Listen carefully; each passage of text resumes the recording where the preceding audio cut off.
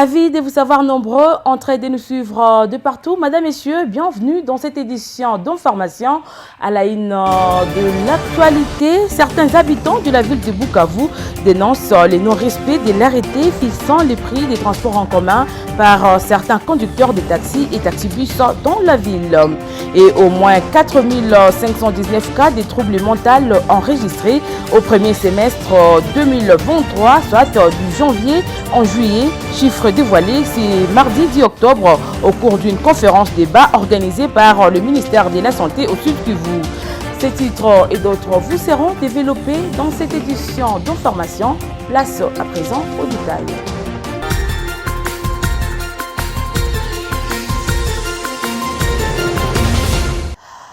Ouvrons ce journal par cette information. Comme prévu, la Commission électorale nationale indépendante CENI a clôturé les dimanches 8 octobre 2023 la réception des candidatures pour l'élection présidentielle de décembre prochain. Au total, 24 candidats ont déposé leur dossier au bureau des réceptions et des traitements des candidatures pour la présidentielle installée au siège de la centrale électorale située dans la commune de Lagombe à Kinshasa. Sur 24 candidats, il n'y a qu'une seule femme à la personne de Marie-Josée Ifoku qui était déjà candidate en 2018. Candidat à sa propre succession, Félix Tshisekedi figure bel et bien sur la liste. Absent en 2018, Moïse Katumbi, président du parti Ensemble pour la République, est candidat cette fois-ci. À noter aussi les candidatures de Martin Fayoulou, du Dr Mukwege et des Deli Sesanga. Le gouverneur du Sud Kivu, Théo Ngwabidje Kassi, a séjourné dans les territoires d'Idjui où il a présidé une importante cérémonie consacrée à l'inauguration de l'école primaire Kibanda, construite et équipée sur fonds propres du gouvernement provincial.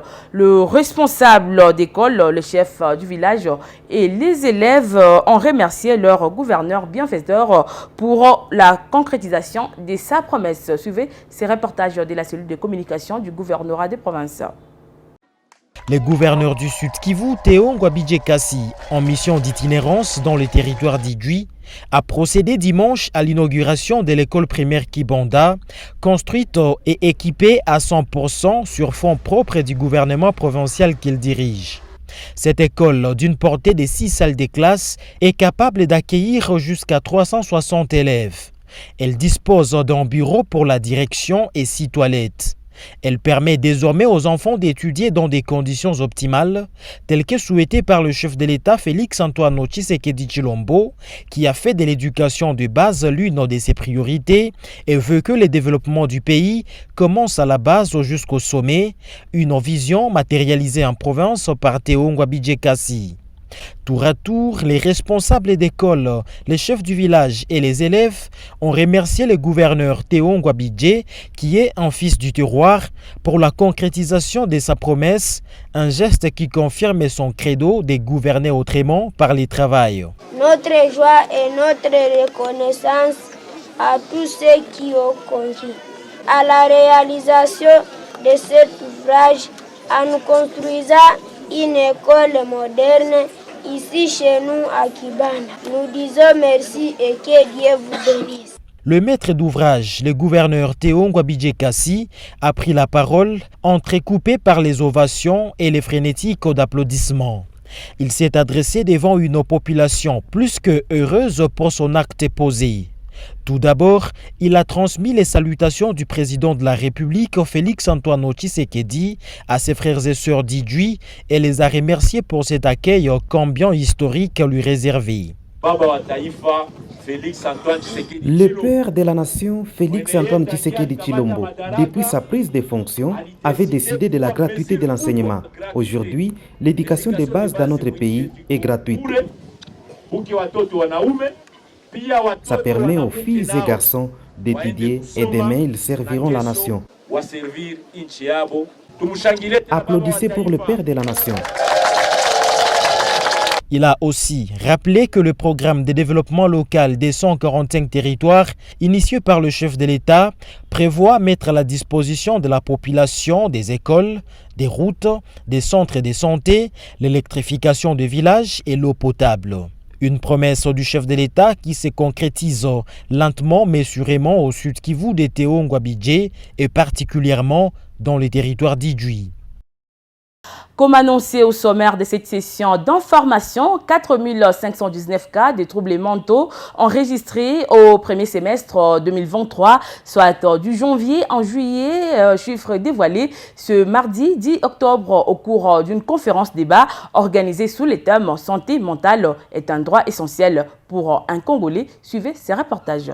David Ombeni, du retour du cabinet de la ministre provinciale de la Santé au Sud Kivu et représentant du gouverneur de province à cette activité, ont dit que chaque cas de troubles mentaux entraîne un déséquilibre pour la famille et la communauté. L'accès aux soins de santé mentale pose un problème aux différents mythes qui persistent autour du trouble mental. Ces derniers notent que la discrimination et le manque de médicaments essentiels pour la prise en charge sont encore fréquents et ne favorisent pas la réinsertion sociale et l'acceptation de malades. L'OMS, avec le monde, on a pris comme thème déjà la santé mentale, un droit pour tout Congolais, et un droit accessible.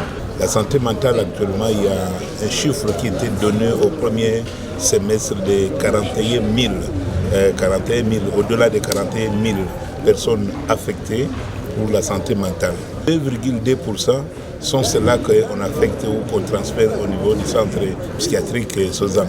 Mais sinon, on a remarqué qu'avec les événements, les inondations, les incendies, les épidémies, avec l'histoire qui s'est passée à Calais, les catastrophes, les chiffres vont augmenter.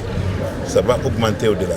Le gouvernement est en train de mettre déjà en place une politique pour la prise en charge et une politique juste déjà pour diminuer des cas de troubles mentaux, tout comme des gens de santé mentale.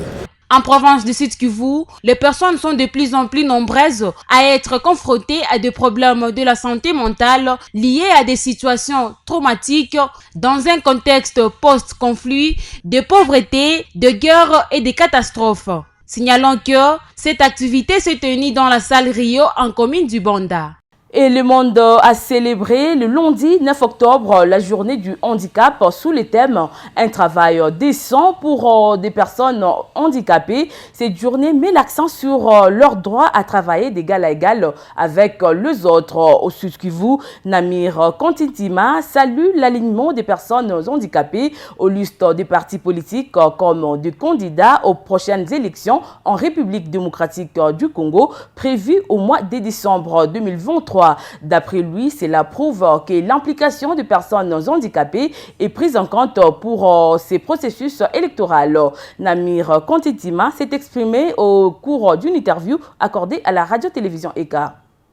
Je peux le confirmer parce qu'au niveau de mon parti politique, dans la province du Sud Kivu, la NCE a pu aligner 3 personnes vivant avec handicap au niveau de la députation provinciale. Nous sommes à 2 dans la ville de Bukavu et une personne sont prétendues être bien portantes physiquement, mais en agissant, vous trouvez qu'elles ont également un handicap au niveau des réflexions mentales. S'agissant du processus électoral, je pense que réellement il y a une discrimination au niveau des lois de notre pays, parce que si pour battre campagne, quand on demande aux membres du gouvernement en place de ne pas se servir des moyens de l'État, mais vous trouverez que les gouverneurs, les mandataires qui sont en place, quand ils battront campagne, ils se feront accompagner non seulement par le personnel de l'État, par les enjeux de l'État, et pourtant, ils ne devraient pas se servir de ces moyens-là. Parlons infrastructure à présent, des conducteurs des l'axe routier place de l'indépendance Bagira fustige l'état de délabrement très avancé du tronçon qui tend à l'endroit dit chez Lukwebo jusqu'à l'entrepôt Vani vers la société Bralimont en commune de Bagira. Plus de détails, c'est dans ces reportages de Salomon Mouzalia et Alain Moudishamba.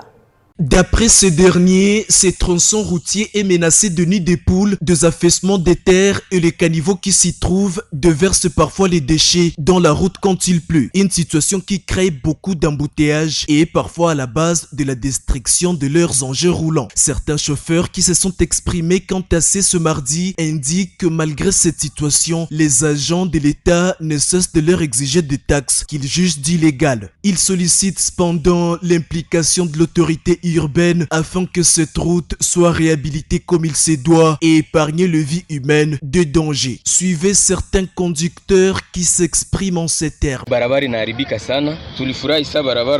La route est trop dégradée. Apparemment, ceux qui l'avaient réhabilitée n'étaient pas professionnels car juste après leurs travaux, la route a commencé à se détériorer davantage. Une situation qui détruit parfois nos véhicules étant donné qu'on ne sait plus rouler. Ce qui nous étonne, c'est de constater le silence de nos autorités quant à ces. Elles sont trop calmes et pourtant c'est nos vies qui sont en danger. Nous leur demandons de nous aider à réhabiliter cette route. Nous payons des taxes chaque fois. C'est pas pour leur enrichir, mais pour avoir une contrepartie par la suite.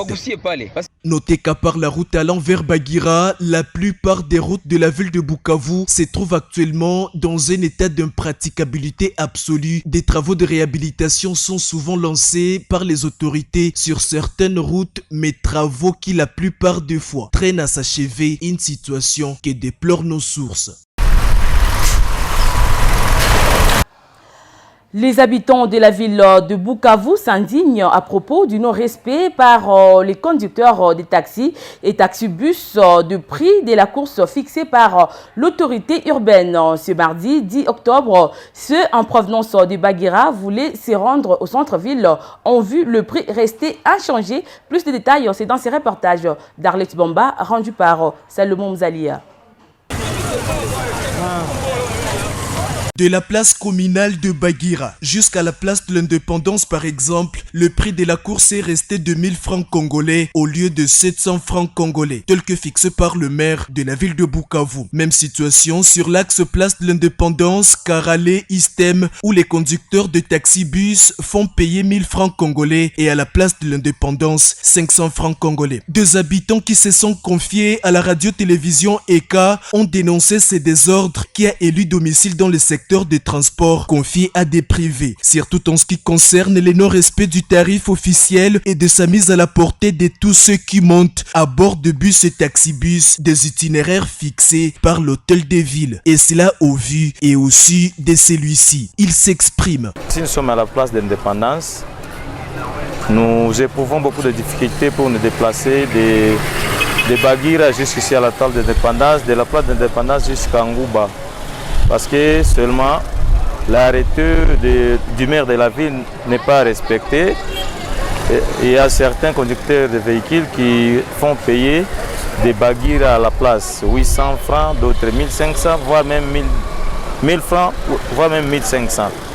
Et parfois, nous éprouvons des difficultés de trouver les bus ici parce que le bouclage aussi cause des problèmes. Plusieurs conducteurs et propriétaires de véhicules n'ont pas eu le temps, je ne sais pas moi, de se procurer des documents. A noter que plus d'un observateur estime qu'il faut remettre de l'ordre dans ce secteur en ce qui concerne la tarification des courses en bus et taxibus dans la ville de Bukavu. C'est le cas de le dire lorsqu'on voit les désordres qui a élu domicile dans le secteur des transports en commun dans la capitale. Signalons que seuls les taxis semblent respecter le prix de la course, malheureusement tout en recourant au demi-terrain.